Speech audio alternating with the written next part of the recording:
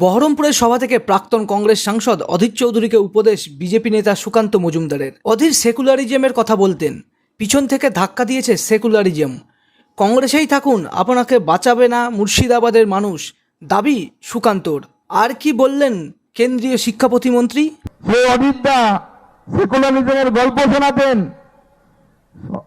অধীরদাকেই secularism ধাপ্পা দিয়ে দিল পিছন থেকে ধাপ্পা দিয়ে দিল।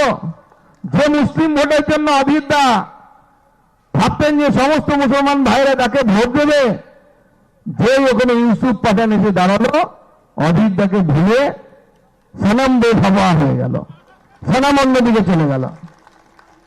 অধীরদা বলছে যে বাংলাদেশ একদিন এই মুর্শিদাবাদকে দাবি করতে পারে এটা বৃহত্তম বাংলাদেশের অঙ্গ।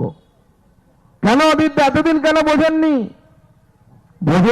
এখন অনেক বয়স হয়ে গেছে, আর কিছু হওয়ার নেই আপনার। আপনি কংগ্রেসে থাকুন এবং সখাতে সলিলে ডুবে মরুন, আপনাকে বাঁচানোর জন্য মুর্শিদাবাদের মানুষ এগিয়ে আসবে না। রবিবার বহরমপুরে পরিবর্তন সংকল্প যাত্রা শেষে সভা করেন সুকান্ত মজুমদার। সেই সভা থেকে তৃণমূলকেও নিশানা করেন কেন্দ্রীয় প্রতিমন্ত্রী।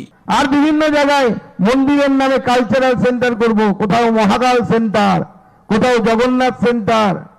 শিলিগুড়িতে গিয়ে মহাকাল সেন্টার করেছেন। দিদি, এটাই আপনার শেষ মন্দির বা সেন্টার, মহাকাল, ওখানেই আপনার কাল হয়ে যাবে, আর আপনাকে এগোতে হবে না।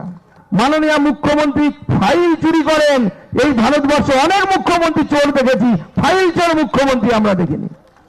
ফাইল চুরি করে নিয়ে পালালো না উনি ওখান থেকে। কি লুকোতে চাইছেন মুখ্যমন্ত্রী? কেন এত ভয়?